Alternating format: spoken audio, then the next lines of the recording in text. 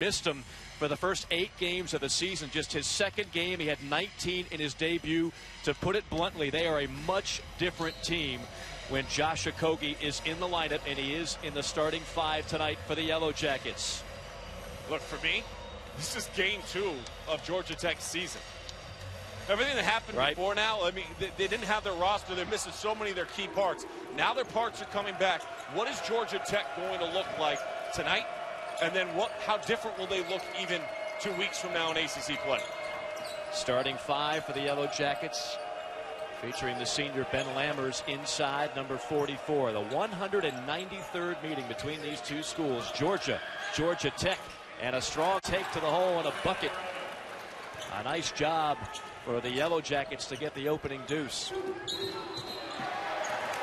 And then a foul on Georgia turns it over right back to Georgia Tech. And more importantly, that's a foul on Yante Maten, a foolish foul because it's not necessary at all.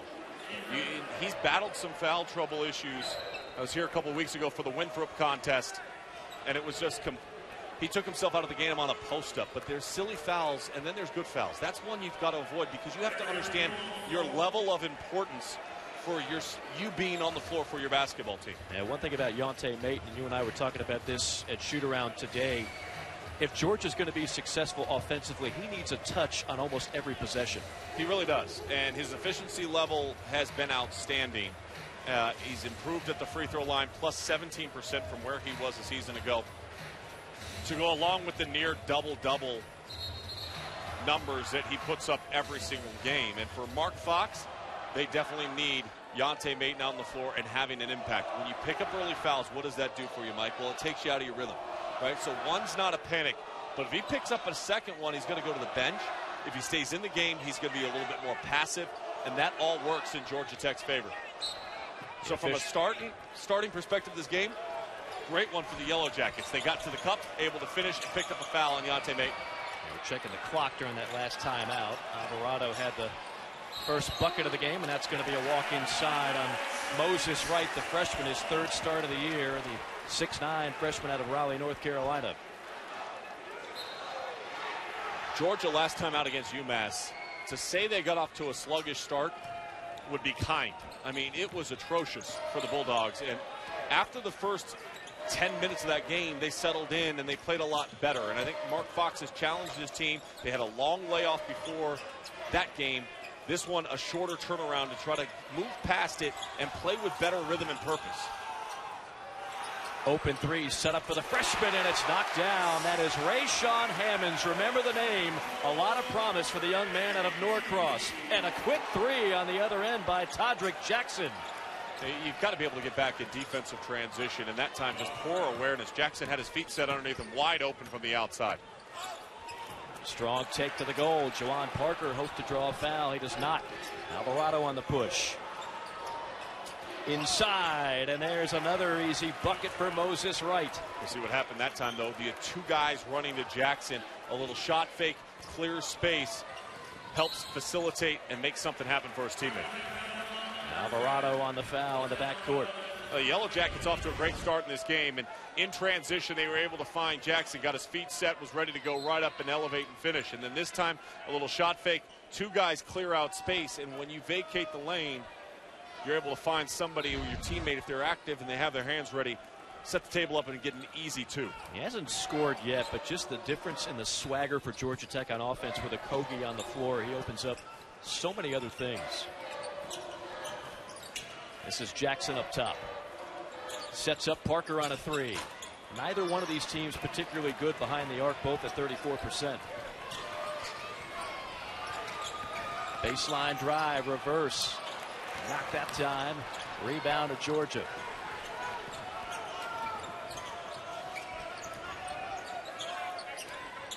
This is Parker.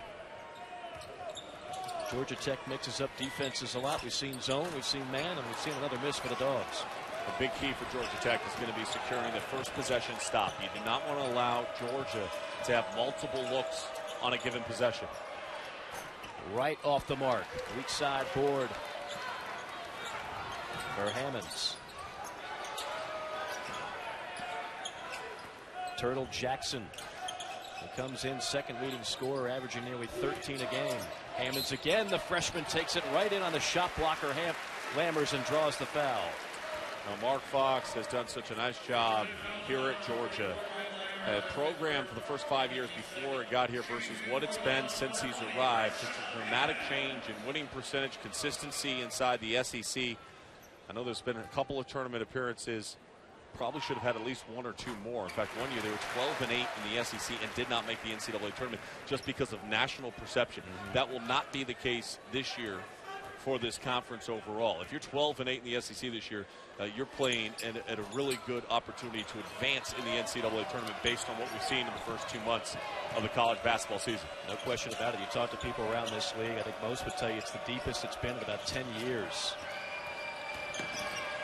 Alvarado up top to Jackson. And outside the Lammers, guarded by Obede. Lammers been dealing with a little bit of an ankle injury, and they've been trying to get him re-engaged in the offense. Has a poor pass that time. Tried to feed him. Second turnover on the Yellow Jackets. Barker. Mayton's been quiet. Got to give him a touch. Here he goes.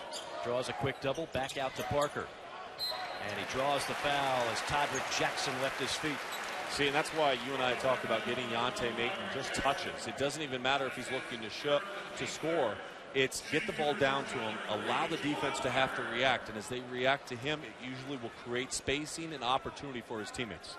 What a luxury it is for Mark Fox to get Yante Mayton back for his senior year. A lot of people thought he might jump ship early for the NBA, but to have a player of that magnitude and that talent as a four-year guy is terrific. And this is an experienced team. I mean, the guy at the free throw line's been here for 6 years. And Jawan Parker, I mean, he's battled through a lot of injuries over the course of his career. He has his master's degree. He's working on his second master's degree. He's already engaged to be married. I mean, it's been a big year for him. He's been wearing that graduation logo on his shirt for at least 3 years. Lammers, the one senior in the starting five for Georgia Tech, sets the screen. There's a leaner and a beautiful shot by Todrick Jackson. Jackson just got his shoulders lower than the defensive player, and that's what gets you the space of where you want to be out on the floor. Yeah, the head coach for Georgia Tech, Josh Pastner, had 7 years at Memphis, second year at Georgia Tech, the reigning ACC Coach of the Year. He's only 40 years of age, and you can tell he's found a very happy home in Atlanta. Well, and I asked him specifically, and I've known Josh for a long time. We'll talk about that later, but I asked him, I said, where's your growth been as a coach? They said, really, Sean, to me, it comes down to two things right now. Alignment. I need everybody to be in alignment with me, from our managers to our training staff to my players to my coaching staff. We all need to be in alignment. And then you have to have a clear vision of who you are as a coach. Looking back, and this is frequent for a lot of young coaches, he tried to adjust on the fly when things weren't working at Memphis, and it deviated from the consistency within his program. That experience, I think, is going to pay off huge for him at Georgia Tech. It certainly has so far. Crump ties it up on a deep three. Georgia Tech trying to fire from long range. Here's Jackson on a run out. And Georgia will slow it up here. Jackson in the lane. Bounce past Obede, and there's the dunk you were asking for, Sean Farnham. I spoke with him before the start of the game, and I said, listen, you just got to start dunking the ball around the basket. Crump on a breakaway, no goaltend. What a rejection out of nowhere by Moses Wright. Baseline jumper, Okeke with a beautiful shot. Frenetic pace in the first 5 minutes. We're tied at 11.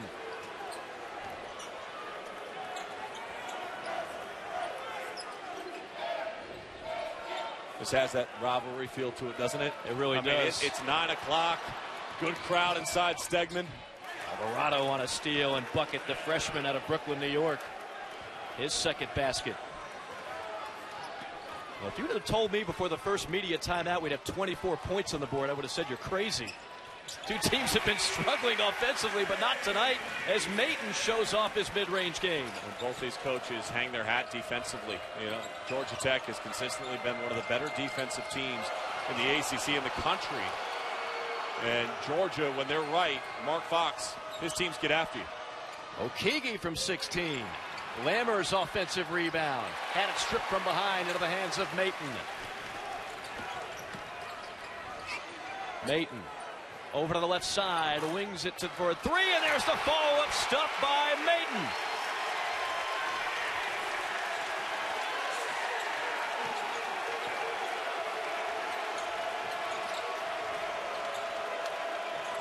Lammers knocks down the mid-range J. That's a part of his game he has drastically improved.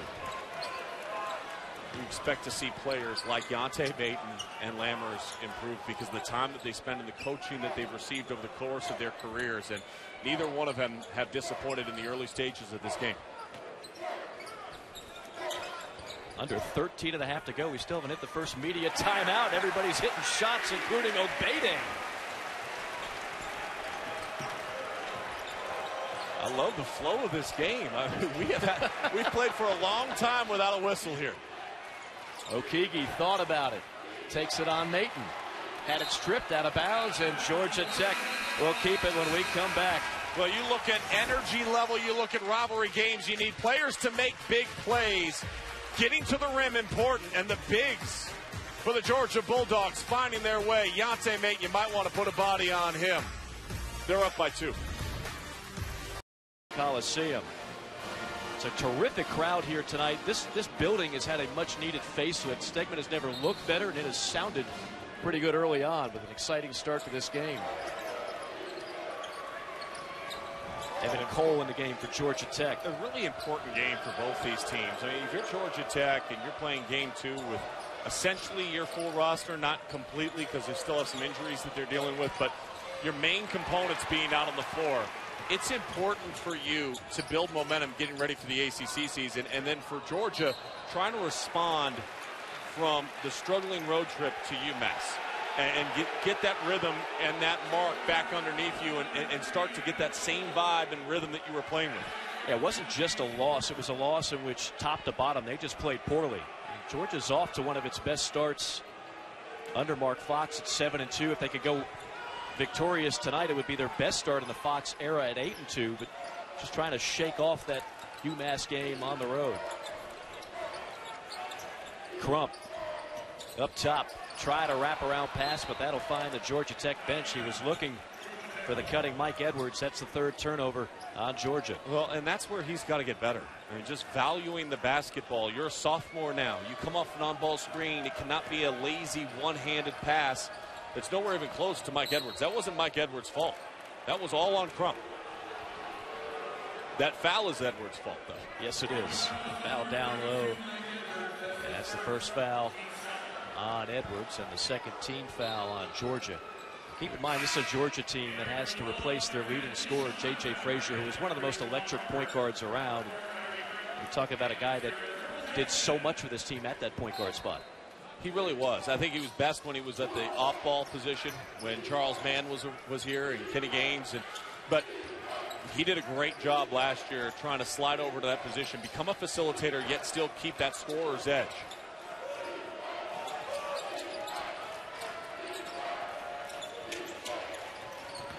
Alvarado takes it in the trees. Kick out to Alston.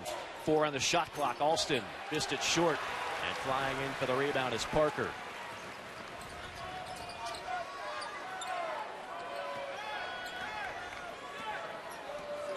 One thing Georgia Tech does so well and so often they mix up the defenses. How does that potentially confuse a Georgia player on offense? Well, when you're looking at point guard play, that's where you need experience and you need somebody that can make a quick read of the defense to make sure you get a high-quality shot. Hightower off the mark on a 3. Deshaun Hightower, a 6'4" freshman from Lithonia, Georgia. Beautiful take to the bucket. That is the difference that Todrick Jackson can make. He missed 3 games. They're a different team with him in the lineup. He's got 7. Well, you look at the last 2 games in particular, averaging over 18 points in both games, including 26 at Wofford. But 15 of 20 from the field in those 2 games. The efficiency has been off the charts because his shot selection has been so good. Edwards on the baseline with 5 to shoot. Parker's going to have to launch from 3. Got it. Not noted in his game, the 3-point shot, just 17% on the season. 5 for Parker. The lead for Georgia is 3. And this is a lineup that we touched on earlier. It concerns me for Georgia is where do you find your points? Yante Maton is sitting on the bench. So who on the court right now? Turtle Jackson's on the bench. Who do you look to score? And that question is a big one because most of the other guys that we've talked about have struggled shooting the basketball. Hightower turns it over, trying to find Claxton. Alvarado wants a ball screen. This is Lammers. Faces up. Good help that time by Parker. Step back by Jackson. He's feeling it. Not that time, though. And a reach-in foul on Evan Cole. How about a little Fardham Files coming at you? All freshmen versus all seniors in college basketball. Would win this game by 5. And oh, by the way, why would I select them? There's 5 lottery picks on the side of the freshman. I couldn't help but notice that. Yeah. 5 lottery picks, and the guys on the right are awfully good as well, but just a different caliber of player. And I'm telling you right now, I know we got SEC versus ACC here. If you're not watching Trae Young every single night he takes the court, you're missing out. You're not really a true basketball fan. I'm just letting you know that. Okogie off the steal. Shot missed. Might have been blocked by Turtle Jackson. And look at the numbers tonight for Trae Young. 26 points, 22 assists. Don't adjust your monitors. That's a 2020 game, and it's not about rebounds. In the last 20 years of college basketball, that hasn't happened once. I mean, that is an unbelievable performance, and he's doing it every single night. He's one of the top scorers in the country, and he's one of the leaders nationally in assists. Understand those. That'll be a jump ball, and the arrow will go to Georgia. Those 22 assists, by the way, that ties the NCAA record.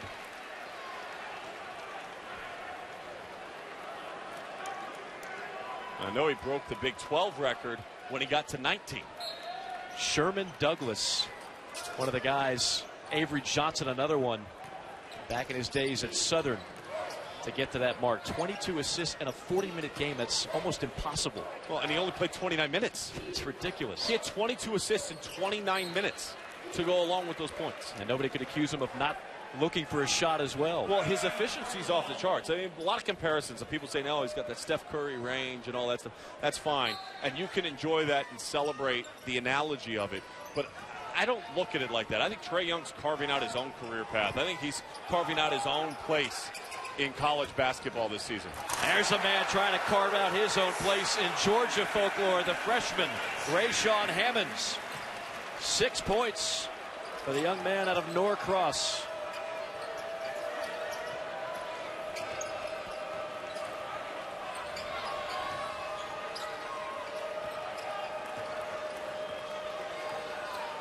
More up top around the screen. Probes and then drag that pivot foot. Another turnover on the Yellow Jackets. That's 7 already. Hey, talking about a player that needs to step up, and it's got to be Hammonds for Georgia. He needs to be more aggressive. That's what Mark Fox told me earlier today. That's what they've hammered on him since the UMass contest. And you saw him come out and shoot the 3 immediately and then wrap around and finish with a flush driving baseline. He has all the skill sets that you need in order to be successful. He just needs to start playing free and not being so tight or robotic. And that's a frequency for a lot of freshmen in college basketball, where they play tight and they're still trying to figure out what works and what doesn't work at this level. First freshman to start for Mark Fox on opening night since one Kentavious Caldwell-Pope, who's now enjoying life in the NBA. Maton on a jump hook shot. That's money in the bank when he gets it down there. Deontay Maton, back-to-back all SEC campaigns. And one of the leaders for SEC Player of the Year. Jackson on a drive, and a leaner rattles one home.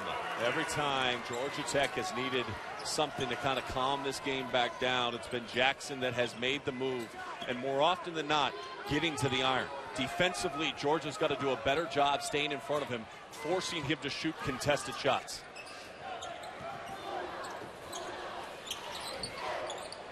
Parker, pump fake, takes it strong. Off the window, no. And there's Lammers to tear away the rebound. Lammers averaging over 8 rebounds a game. Alvarado on a drive and kick to Okogie. Got it. And that's a type of play that you'd like to see Georgia Tech run all year long if you're a Yellow Jacket. The great thing about that was they didn't wait for the transition D to get set. They didn't wait to play in the half court. Instead, what you do is you drive the middle of the paint. And as you drive the middle, the defense starts pinching in. As you pinch in, your teammate's wide open. That's a warm-up shot from the corner for the Yellow Jackets. The schedule is going to break down. You look at Arizona State and the great start they've had this season. They go to Arizona on the 30th of December, and I just think that the Big East and Xavier, they're going to get tripped up early. But look, you look at those teams, all of them have gotten off to a great start. You know who has the nation's longest win streak right now? It's got to be one of those 4 teams, right? Yep. And if you look at those 4 teams, you've got a team with 9 wins, 10 wins, 2 teams with 11 wins. My guess is TCU since they won the NIT. There you go. Hey, all right. I got a Sean Farnham riddle. Yep. And Jamie Dixon's done a tremendous job in going back to his alma mater and changing that program in the direction that it's going. It's recruitability. His style of play, he's adjusted. He's played a little bit faster from what he was at Pitt.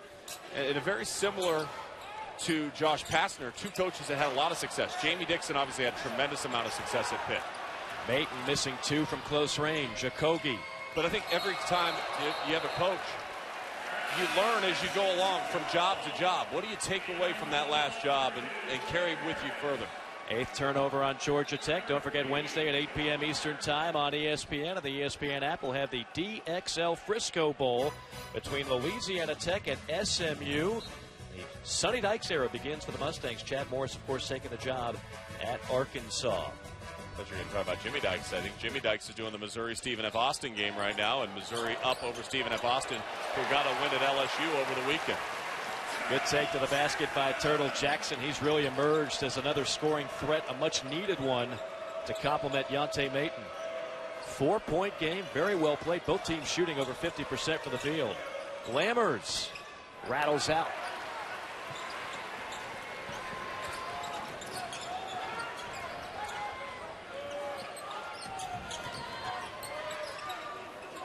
Hammonds into the corner. Jordan Harris, who has really struggled this year. Love to give him a couple of shots, get his confidence going. Shot clock under 10 for Jackson. Jackson, a no-look pass to Okogie, couldn't handle it. And see, that's a frivolous pass. That's to try to get a highlight to allow us to show you on replay. Look, he did a no-look pass. How about looking and distributing the ball? How about making sure the pass actually gets to your intended target? Style points don't count, right? I'm more about substance in life. I've always admired that about you. Okogie, ball fake on a 3 and takes it strong. He'll go to the free throw line with 4:38 to play. Again, Georgia's won the last 2 in this rivalry and trying to get out to an 8-2 start on the year. First foul on Hammonds, the freshman. You know, if Georgia Tech valued the ball a little bit better, they'd be winning this game. 11 points off of 7 Georgia Tech turnovers. They're +9 in that statistical category for Georgia. And Georgia Tech's just not good enough offensively to play that kind of basketball. You know, last year, which they were really the darlings of the ACC, such a surprise. Again, Josh Pastner, ACC Coach of the Year. But they held opponents to under 40%. That's how they won games. They were not explosive at all offensively, and I'm not sure if this year's team will be either. I think it's a maturation process for Georgia Tech. As more and more players come in and are recruited by this coaching staff, I think you're going to see a little bit of a stylistic change. But right now, you've got to play possession by possession. Harris knocks one down. That's his first 3 of the year. He came in shooting 22%. Boy, did he need that one. And a foul on the floor as Jackson drives. You're talking about a player that came out of high school with a lot of hype. 28th best shooting guard in the country. And here we are this late in the season talking about that being his first made 3-pointer of the year.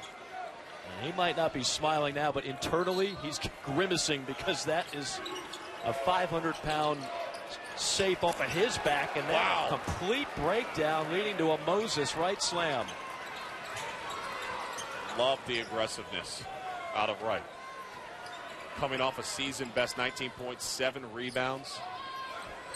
He was a tennis player and a swimmer for most of his life, and then tried out for the JV basketball team on a bet from his friends. And now he's starring for Georgia Tech. Foul down low. That'll be on Georgia Tech. 3:49 to go. It's Georgia 31, Georgia Tech 28. I wish I had friends that made that kind of bet with me. College football playoff semifinals on ESPN. Number 3, Georgia. Number 2, Oklahoma, kicking things off in the Rose Bowl at 5 p.m. Eastern time. And then it's number 4, Alabama. Number 1, Clemson in the All-State Sugar Bowl from the Superdome in New Orleans. That'll be great New Year's Day. I can't wait, and I'm glad it's on New Year's Day and not New Year's Eve. A much better choice, I think, for all involved. Harris around the screen, a kick out, a swing to Maton on the baseline. Down to Obeyde, who just lost it. Obeyde has had some butterfingers so far. Okogie takes it strong, and that's a tough call. All right, yeah, you know, I like breaking down film, and I break down film not only of basketball, but also football, and we just previewed the game and tell you what's coming up. But here's my secret to success if I'm Georgia. How to slow down Baker Mayfield. Obviously, we know he's dynamic. So the best way to do it is run the ball, limit Baker's opportunities. Did a great job this year pounding the rock and eating up yardage. The next thing I would do, you got to squeeze the pocket on him. Now, Georgia's not a great pass rushing team. They only average about 2 sacks per game. So you're not going to get a lot of sacks. That's fine. Use your strength and just squeeze Baker Mayfield in and don't allow him to make those extra plays outside the pockets with his legs. Now, all that sounds great, and I hope Kirby was listening or he'll watch it back on tape. Do you think maybe a few Big 12 coordinators thought of that same strategy, try to keep them in the pocket? Yeah, but did they have Georgia's defense and their linebacking core to do it? That is true. Roquan Smith, this just in, a stud.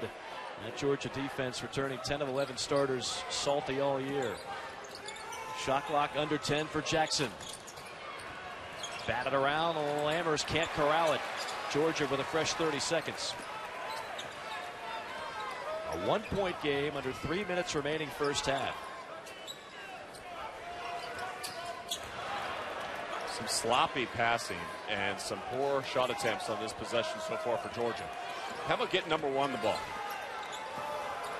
Hadn't touched it yet. Instead, a pull up from Jackson. Not exactly a great shot. So we saw 2 of those on 1 possession by Jackson. 2 poor 3-point shots. And no touches for Maton.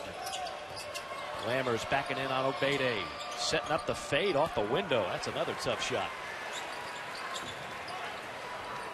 Georgia up 1 with the basketball. Maton gets his touch here. Fires up a 3, and that's why you give it to the potential All-American.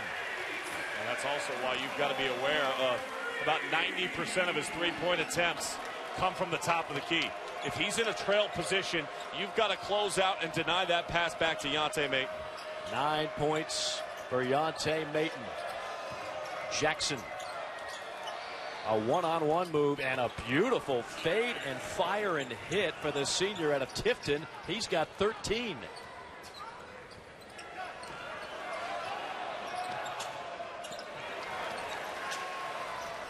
Obeyde on the block, working on Lammers, takes it right up against the shot blocker. And a block foul on Georgia Tech. The last 2 possessions, it's been about number 1 for both teams. Yante Maton trail 3. Got to close out quicker and be ready to go because he's really comfortable there. Equally, the smaller size stature of number 1. Jackson does such a great job, and he's been doing it all game long, of getting into the paint, stop, hitting the brakes, and then using the touch up over the top. He's got 13. 17 foul on Tech, 1-1 for Georgia. You brought up a good point, and I hadn't even thought of, and I've been covering Yante Maton for 4 years, and that is his shot selection kind of follows a triangle on the court. It goes from the top of the three-point line, right at the top, and goes all the way out to the short corners. And really, if he's shooting it inside that and goes off both elbows at the free throw line, it's expected to be made. Right. I mean, that is how consistent he has become over the course of his career. And so if you watch him on film enough, if I was going to coach against Yante Maton and I was coaching the bigs on the other team, I'd say, okay, how can we get him outside of this triangle? How can we get him to be more uncomfortable? What can we do? What kind of looks? Do we need to bring a double sometimes? Do we need to make sure that we're denying him even in a trail position instead of having our big run all the way back to the paint and then recover out? Jackson feeling it. Jackson with a hand in his face. Josh Pastner thought there might have been some contact on that shot. Maton left alone. Maton on a pull-up. That's at the top of that triangle. Well, he has just become so consistent, and he knows that his team leans on him. And as he goes, so do the Georgia Bulldogs. And right now, Yante for the SEC Player of the Year was co-preseason pick, and right now ranks in the top 3 in both scoring and rebounds inside the conference. And that's a credit to Mark Fox and his coaching staff. And player development has become such an important aspect of college basketball. They've done a great job working with Yante Maton. Maton will finish his career at Georgia top 5 in scoring, top 10 in rebounding, top 5 in blocked shots. Productivity galore for the senior out of Michigan as Lammers cleans up the loose change with a lay, and it's back to a 2-point game. Ben Lammers, talk about a guy who's come a long way. Freshman and sophomore years, I mean, really just kind of a role player. Now he's got a chance to be all ACC freshman again. Excuse me, all ACC performer again as the shot clock ticks down to 7. If he could be a freshman again, I think that would be bad. Would probably take it. That'd be bad for everybody else in the league. Okogie, 3 seconds. Okogie with 2. Okogie at the buzzer. Missed it short, and that's how the half comes to a close. 36-34. Both teams shooting the basketball very well at half number 1. Only one difference on rebound, one difference on free throw. Field goal percentage very similar.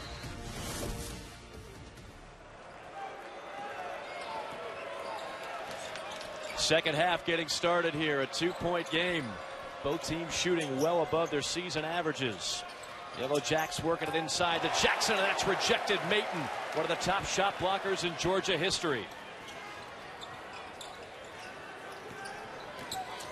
Jackson down low. Obede with a reverse layup, and the Bulldogs up by 4. 8 points for Obede. Lammers kind of quiet in the first half. Okogie finds Lammers from 19. And a foul on the floor, and that's going to go against Georgia. I think they're going to get Yante Maton, who picked up an early foul in the first half. He did not pick up another foul for the remainder of the time that he was on the court. That time, another early foul to start the half. Do you think about pulling him here at all? No, not at all. 2 fouls? Come on. Wait till you get 3? For sure. Okay. He had 3 more fouls. He's got 2 in over 20 minutes. He's good to go. I'm with you. I think coaches pull kids out way too early anyways. I mean, but 2 fouls in the second half, no, you're good. And he's a senior. And he's the most important player on your roster. Right. All those things kind of work in your favor. Now, if it was back in my college days and I picked up a foul like that, I'd be on the bench. That's, of course, because I got replaced by a 15-year NBA veteran in Matt Barnes. Matt Barnes just recently retired from the NBA. What a run he had. Won a championship last year. Look at the block. Oh, blocked by Obede.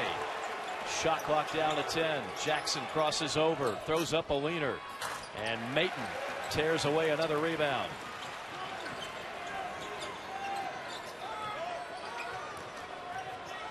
Georgia with one of its best shooting halves of the season in half number 1. Maton trying to find a teammate. Parker on the baseline, knocks it down. That's where he's at his best, his mid-range game. And I know the analytics will tell you don't shoot mid-range jump shots, but if you're Juwan Parker, that's where you want to be.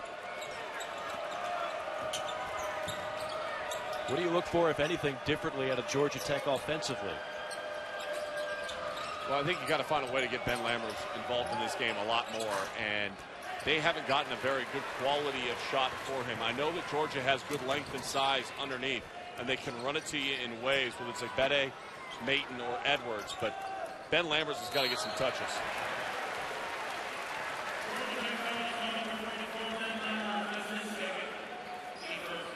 And Lammers just picked up his second foul.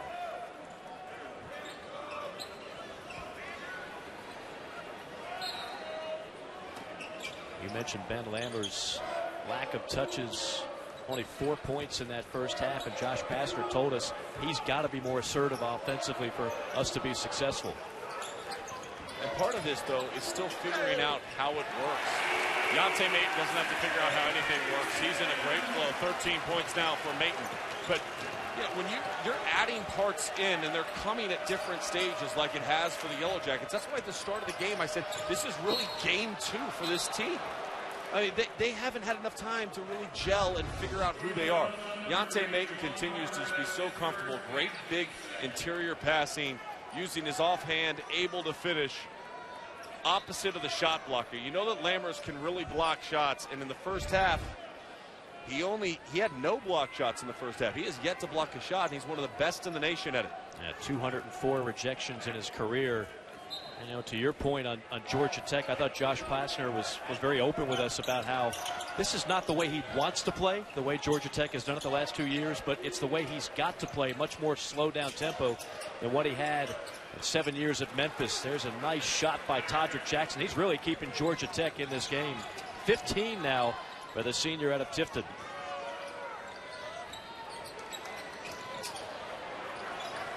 Parker rattles one home. More mid-range game from number 3.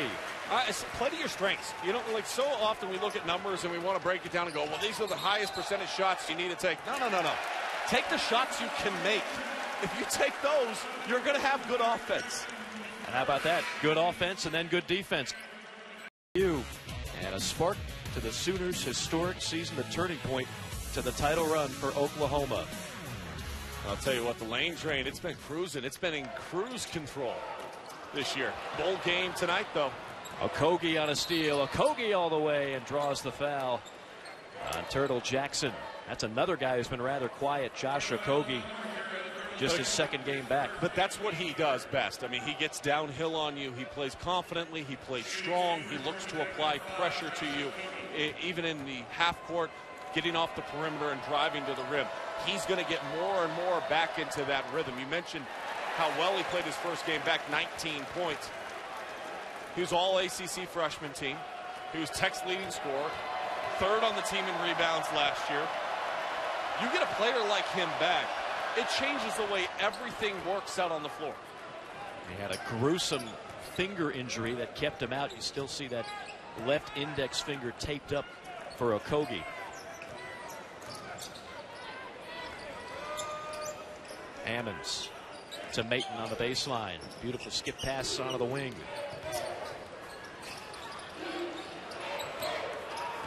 Good defense here by Georgia Tech. 7 on the shot clock. Down to 3, down to 2. A prayer and not answered. Shot clock violation as the shot did not hit the rim. 10 turnovers on Georgia. Maybe the best defensive possession for Georgia Tech. They both had a sloppy first half. They averaged just under 14 turnovers per game, both teams, and they had 8 apiece. Just a force that time by Okogie, trying to draw the foul. 7-point lead for the Georgia Bulldogs, 44-37 our score. The college football playoff semifinals. The internet nearly broke down earlier this college basketball season when Red Panda actually dropped some of the bowls. Oh, no. And I've never seen that happen in person, but when it happened, I saw the video. I was stunned. I was shocked. And I'm looking for the 30 for 30 by ESPN to tell me what went wrong on that fateful night. I think it's coming. The trials and tribulations of Red Panda. That's can't miss television right there. Georgia has not missed in this second half. A perfect 4 for 4. The Yellow Jackets have missed 6 of the first 7 here in the second half. And the Yellow Jackets go back to the zone. Maton fires the baseline J. It's right on the triangle. You know, that baseline corner jump shot, again, that triangle line is a beautiful line for Yante Maton, and he is so comfortable floating and finding space.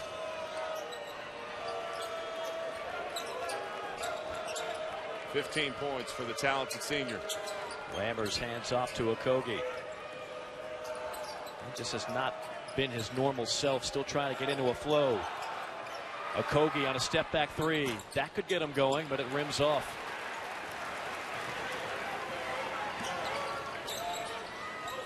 Obede finds the freshman Hammonds. Parker Bad pass stolen away. Good hands defensively for the Yellow Jackets. Alston goes one-on-one and fires up a brick.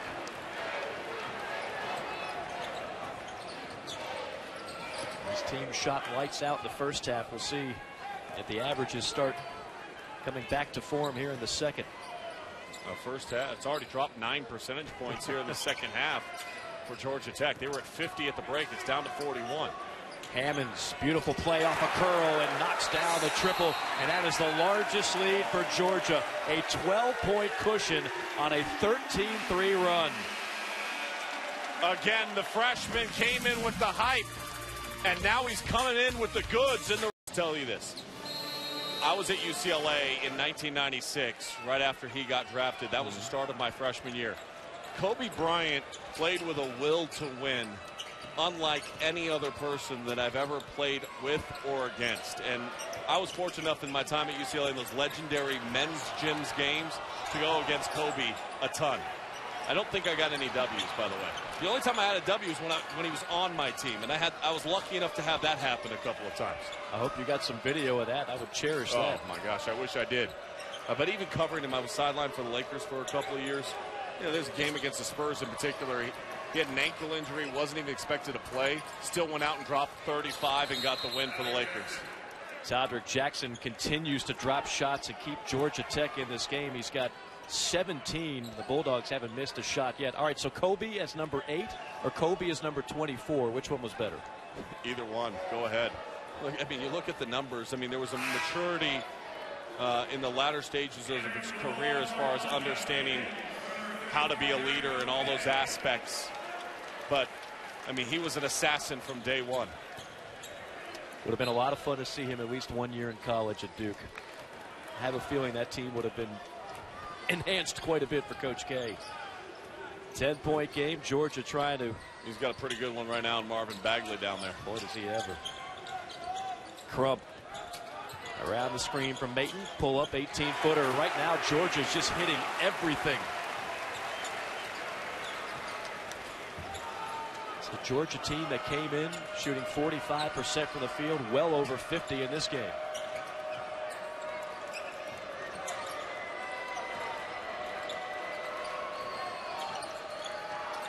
Lammers posted up Maton. Gets it, tries to feed Okogie. He does, and Okogie will go to the free throw line. That's a beautiful looking play. It's a beautiful looking play and aggressively driving to the rim, which is what he does best. But the spacing, the screening, the ball movement for Georgia in particular here in the second half continues to be lights out. I mean, they are getting everything and anything they want in the half-court set. Third foul on Rayshawn Hammonds. This has to be ultra positive news for Mark Fox, who watched his team at UMass. Just nothing went right offensively. They turned it over. They missed shots. They took bad shots. And then you fast forward to this game. Yeah, there were some turnovers early, but they're clicking right now, and it's not all Yonte Maton. No, it's not. And the more balanced they become, the more scoring options to support Yonte, the better chances they have at being successful. You look at the SEC right now, and I know we talked a lot. We talked a lot about Florida coming out of the PK 80. They've hit a little bit of a rough patch. We talk about Kentucky and Texas A&M a lot. One team that people aren't talking about, Arkansas. Picked up another victory tonight. Their margin of victory at home this year so far is plus 152. And Mike Anderson's team got the return of Macon and Barford, and they have the makeup this year to be very strong, and they should be ranked in the top 25. They beat Trae Young at Oklahoma, and they're the Sooners' only loss this season. Mike Anderson coming off an NCAA tournament appearance last year. Georgia finally missing a shot in the second half. They were a perfect 8 for 8 before that miss. Torian should sit down. Unacceptable for Mark Fox in the second half. Just the energy level right now for Georgia is better than Georgia Tech. Jackson missiles one down low to Maton, who's hacked on the floor. 11-point lead for Georgia. When we come back, we'll talk a little SEC, ACC surprises this year in college basketball. Luke May and Waters from LSU. May, I knew he was good. I don't think a lot of people gave him enough credit to be as good as and as productive as he has been this year for Roy Williams. Rupp misfires on a three. I'm going to throw two more your way. I know now everybody realizes how good Tennessee is, but remember they were picked 13th in a 14-team league, and Rick Barnes has a squad that's looking awfully good. And Clemson with a win tonight over South Carolina. The Tigers are 10-1. Yes, Clemson has been one of those teams in the ACC that has picked up a couple of good wins now. Whoa, against the SEC. Well, I'm going to stop the story just because the dunk was so good, but more importantly, if you're Josh Pastner's team right now, if you don't start valuing the defensive end of the floor, if you don't start taking some pride and saying, you know what, enough with the made shots every single possession, the announcers are across the floor laughing, saying they should pull out somebody because they missed a shot, you've got to take some pride at the defensive end if you want to come back and have an opportunity to win this game. Now, a forced shot on offense is not going to help either. Okogie, really a desperation shot. Maton, meanwhile, that one altered by Lammers, might have been partially blocked. Okogie takes it strong, and that time Okogie under control with a good-looking shot.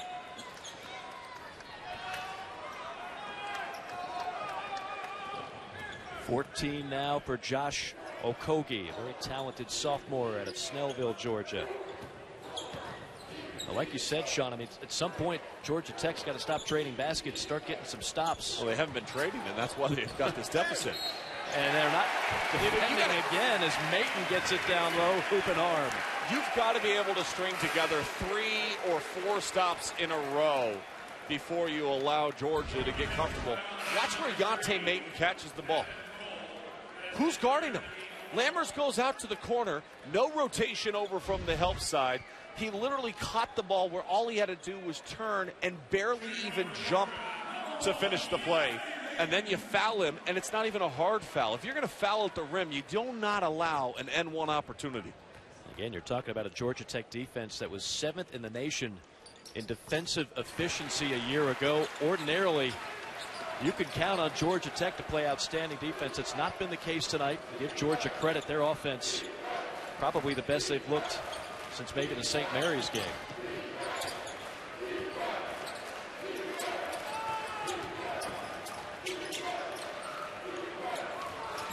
Alston, 10 to shoot. Alvarado going to work on Crump inside Lammers. Lammers bellied up by Maton. Lammers fades and fires. Can't get the bounce. And another foul down low, and it's going against Georgia. I think they got the freshman Claxton. The thing about Lammers, came into the game averaging 13 points per game.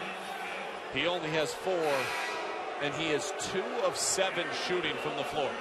And what did Josh Pastner tell us before the game? That's not going to be good enough. No, and it's not right now. Claxton will go to the bench.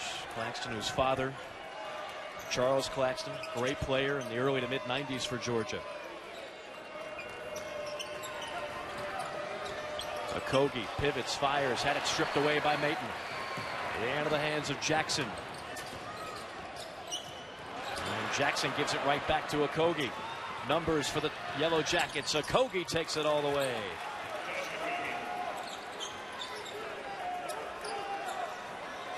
$16 for Okogie. It's been Okogie and Jackson, and not much else for Georgia Tech offensively.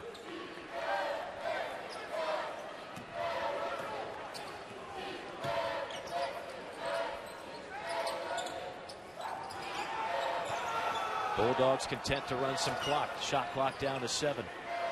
Crump tries to shovel pass it to Obeyde, and then a foul on Obeyde as Lammers hits the deck hard. He was chopped down. When you get hit by Obeyde, you're going to feel it at 6'8", 245. Now, if Georgia does that same thing in the Rose Bowl against Oklahoma, that's a 15-yard penalty, and it's a chop block. You're not allowed to do that.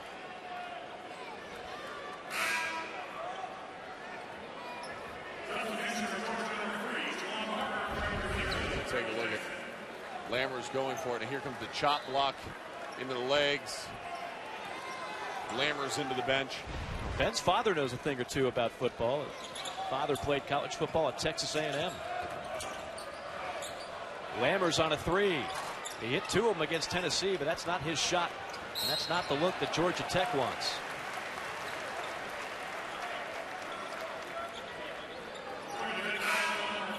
third foul on Okogie. It's been a tough start to the year for Josh Pastner. 5-4 on the season. Coming off a season where really the surprise team in the ACC, they made it all the way to the NIT championship game. You had a couple of players suspended early, and you have Okogie go down with a finger injury. Well, you lose a heartbreaker to Grambling. That's one of those RPI killers, and now you're getting beat up against your in-state rival. But again, some of it, is in your control. Some of it's not. When you have a roster that's had a lot of turnover, you're throwing freshmen into roles that they're not accustomed to being, and now you're trying to redefine what those roles.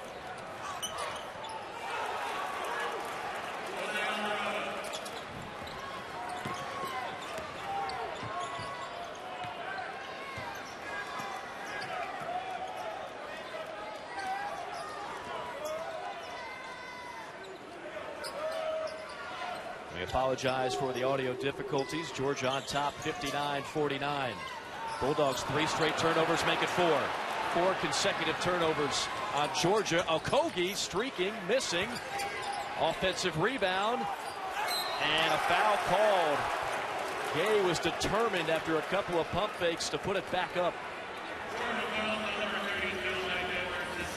7:52 to go. The Bulldogs up by 10.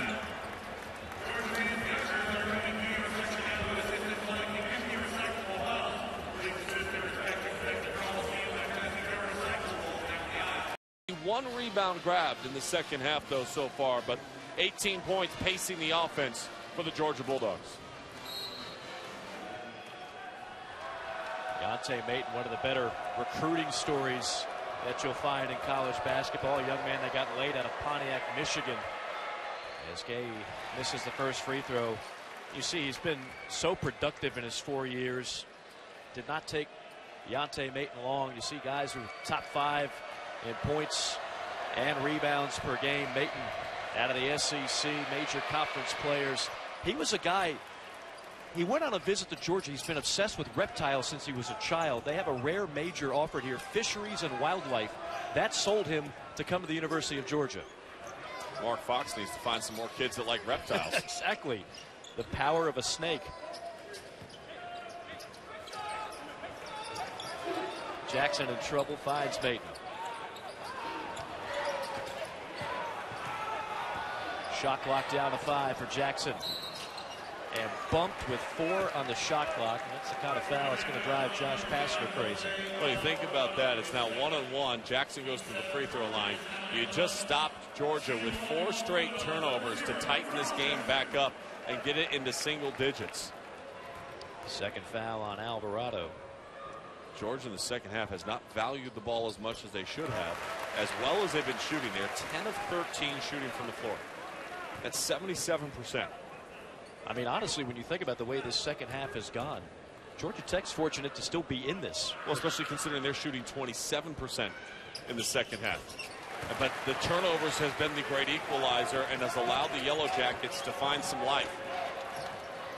Bonus both ways for the final 7 minutes and change here in Athens. Alvarado on a runner, and he shows that extra gear. The freshman will go to the free throw line. Alvarado out of Brooklyn, New York, Christ the King High School. He's the first player besides Okogie to attempt a free throw in this game for the Yellow Jackets. That's an amazing stat and a disturbing one if you're Georgia Tech. This is a young man they're really high on, though. Jose Alvarado. When you think of point guards out of New York and Georgia Tech, you think Kenny Anderson, you think Stephon Marbury. That's a lot of pressure to follow in those footsteps, but they've had some success going back to the Bobby Cremins years. Well, he has not shot the ball well in the last couple of games, but boy, has he left his impact on the team, whether it be rebounds, assists, steals. He has a 2.1 to 1 assist to turnover ratio. Very strong for a freshman indeed. It's outstanding. Here it is. It's single digits. Georgia Tech very much in this game with over 7 minutes to play. Maton guarded by Gay. That's a mismatch. Wheels, deals, and gets it off the window. So smooth. Well, and you just see the versatility of moves. So he showed you how he could shoot the ball from the corner there. That time he drives, sees the defensive weight shifting, turns away from it, utilizes the glass for his 20th point of the game. 20 points for Maton, and Alvarado turns it over. You want to know what a veteran big looks like. Look at the patience, the poise, surveying the defense, knowing where you want to get to, getting to the shot that you want, and Yante Maton's done that a lot tonight. You get a chance to talk to a lot of scouts. How do you see his game forecasting at the next level? I don't think he's a first-round pick. I don't think he'll ever be a first-round pick. I think he's a second-round pick that because of how smart he is and how well he plays, he'll have an opportunity. You know, it's unfortunate for Yante Maton that this year is the year of the bigs. And we've talked about some of them already, whether it be Bagley, Ayton, McCoy.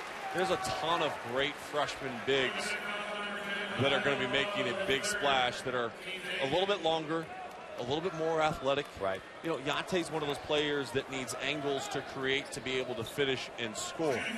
I think too often in the college game, Mike, we talk about what they're going to be at the next level. Right. Instead of appreciating what they are at this level. And what Yante Maton is one of the best bigs in Georgia basketball history. No doubt. And let me just say for the record, I'm not saying he's Draymond Green, but not many people thought Draymond Green would be a great pro either coming out of Michigan State. Yeah, but now the problem is everybody's a Draymond Green. If you're an undersized big in college basketball, the first thing they say is, oh, he's Draymond Green. No. If there was a lot of Draymond Greens in college basketball, the state of our game would be outstanding. Give me a bunch of guys that are 6'7" that can shoot the three, pass, rebound, and do all the things Draymond Green does every single night. Again, bonus both ways, so a foul in the backcourt will send Georgia Tech to the free throw line. A 1-and-1 for Okogie. Harris on the foul for Georgia. We always do that. We always fall in love with guys. Who's the next LeBron? Who's the next Kobe?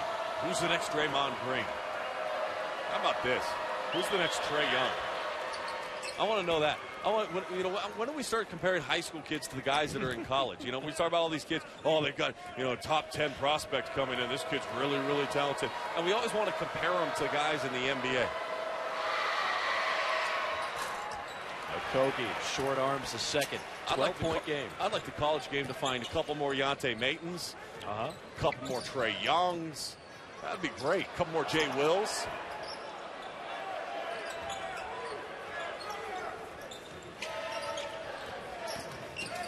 On the drive, it's Harris with a nifty move.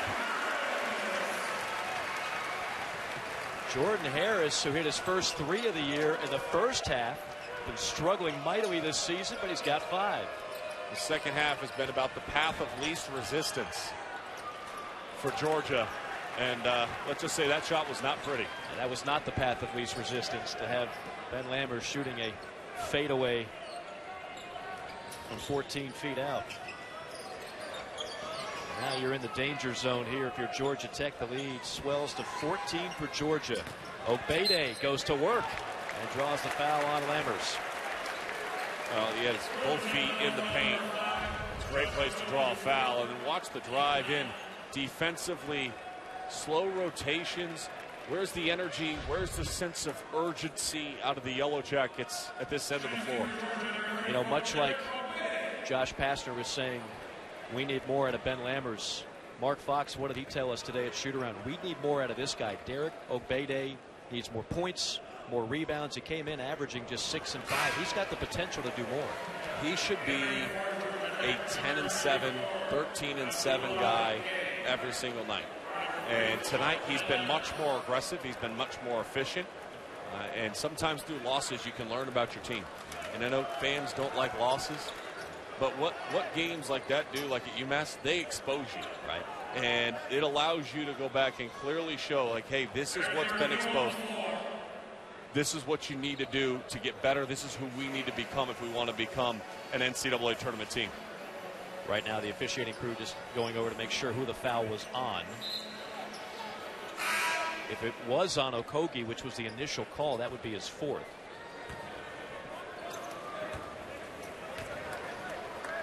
And it is going to stay on Okogie. So as if Georgia Tech does not have enough problems, their top scorer has got to work with 4 fouls.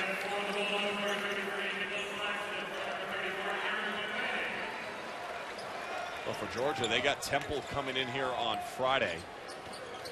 And then they start conference play at Kentucky on New Year's Eve.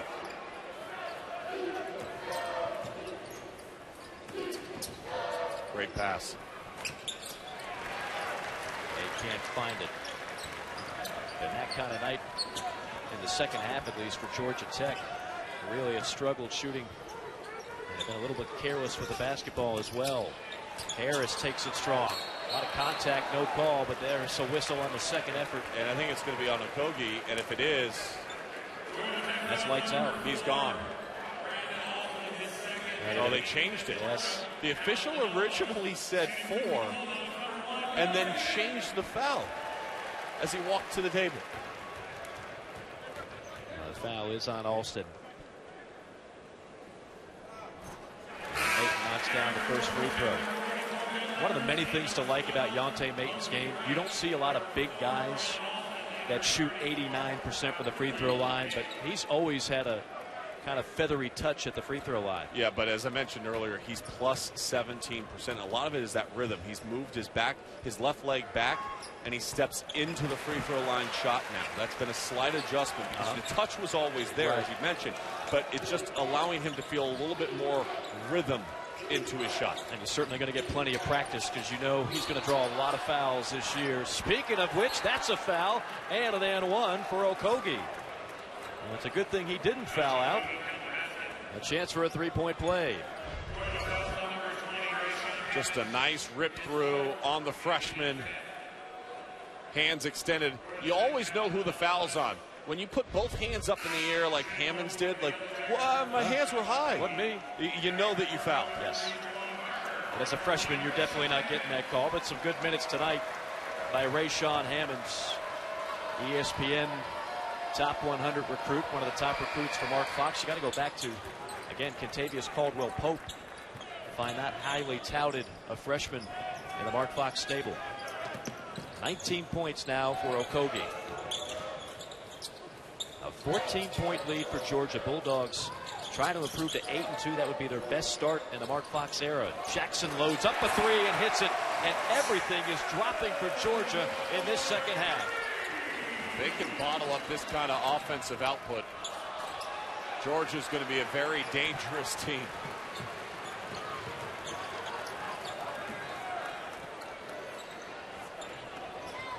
They have 8 made threes tonight. They came in averaging 6 made three-pointers per game. You start making more threes than what your average is. What does that also do? It opens up the interior. It allows more spacing for Yonte Maton. It doesn't allow teams to collapse their defense so much around him. Jackson tries to drop a dime off to Maton, and the only recourse was to foul. Ball movement, spacing, and rhythm shots. If you're feeling the rhythm, you're probably a Georgia player because that's the way it's gone the entire second half. Second year, did a tremendous job in year number 1 in Atlanta. And I know, Sean Farnham, you guys have a little bit of a past. That's fun. You know, he played at Arizona when I was at UCLA, and we started talking because he's always the first guy out on the floor. I was always out early for UCLA. No surprise to anyone really that knows either one of us. And there was times we would sit on the scorer's table at UCLA, or the media tables that actually were on the front row of the court back then. And we would talk about, you know, coaching, X's and O's. He'd talk about Lute was teaching him. Lute was allowing him to be in the film sessions, all those things. And even then, you got a sense that Josh knew exactly who he wanted to be. He knew exactly where he wanted to get to. And then to see him carve his career path out the way that he has been a lot of fun, because it was a guy that worked hard to be part of that Arizona program, part of a national championship team in 1997, and then to go on as an assistant coach and then replace a guy like Coach Cal at Memphis and take on all of that prior to his arrival here at Georgia Tech. He's a grinder. I asked him where he keeps that national championship ring from Arizona. He said, the wife's got it somewhere locked up. I never wear it. Not into that gaudy jewelry. The other thing, too, bring a guy like Eric Revenot in.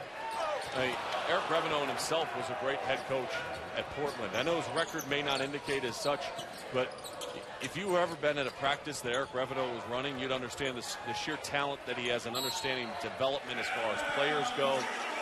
And at Portland, a very good coach, WCC Coach of the Year back in 2010. And having that kind of experience on your bench to lean on, I think has been a big part of what Josh is trying to do and the culture that he's trying to build with the Yellow Jackets. And again, it was a tough stretch for Georgia Tech before Josh Pastner got the job. He had no illusions that this was not going to be a difficult couple of years to get this program back to where it once was, the kind of the golden years, if you go back to Bobby Cremins or even Paul Hewitt.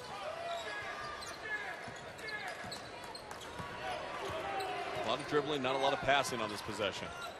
Shot clock down to 3. Explosive move all the way to the basket for Turtle Jackson. Josh Pastner is going to talk to his team after this game about the defense, because that's one thing they're normally much more consistent with.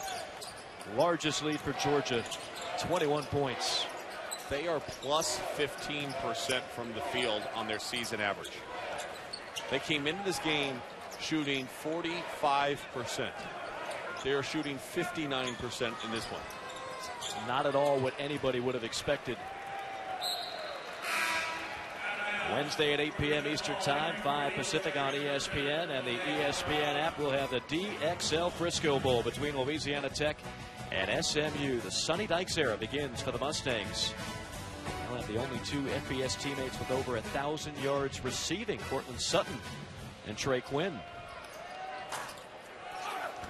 Tough rebound in traffic by Nicholas Claxton.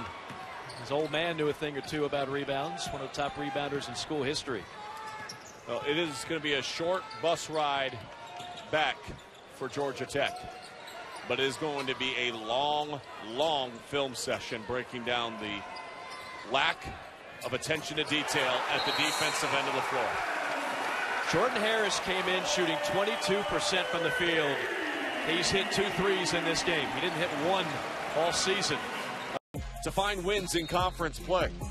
I think you hit on one of the key stats on this game is that Dante Mayton's going to get his throughout this year in the Southeastern Conference, but it's been a balanced attack. I mean, everybody has gotten in on the fun tonight with this Georgia offense, which is still trying to find who's your number 2, who's your number 3. They've gotten some answers here tonight. It looks like a deeper lineup than coming in. How about this? Who's your number 1?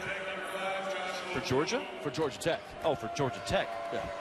Well, I would have to go with the man at the free throw line. I mean, you think so, but Jackson's kind of there, and then Lammers, you got to find a way to bring back out the offense that you saw earlier this season. 4 points tonight, not good enough. Not at all, and that's something Josh Pastner talked with us earlier. You have to wonder how much is that ankle still bothering him. You know, for a period of games there, he was not even practicing. He would just play in the games and then sit out to try to let that ankle heal up. He's finally back to the point where he's working out in practice as well, but he does not look sharp in this game tonight. What does look sharp is the offense. 17 assists tonight for Georgia. Only 5 for Georgia Tech. What does that tell you? It tells you one team played a lot of one-on-one basketball, had to try to create and manufacture their offense off the bounce. The other one, screening, floor spacing, and good ball movement, allowing yourself to find good, high-quality shots. Foul on Georgia Tech. It's going to be a very talented and deep year for the SEC. As deep as it's been, as good as it's been in a long time. And perhaps Georgia making a statement tonight. They're not being talked about a whole lot as we get closer and closer to conference play.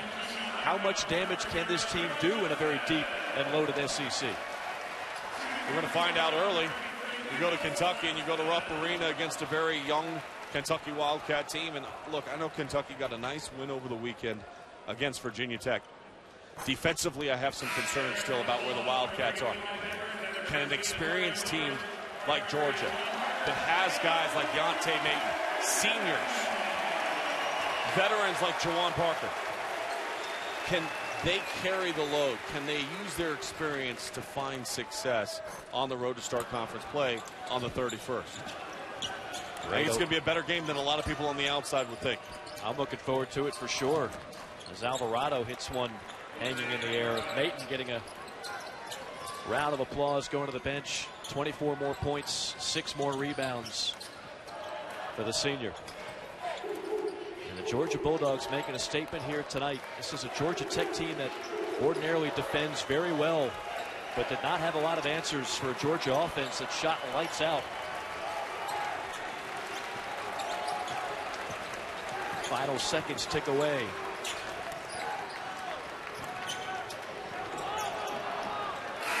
And that's how the game will end.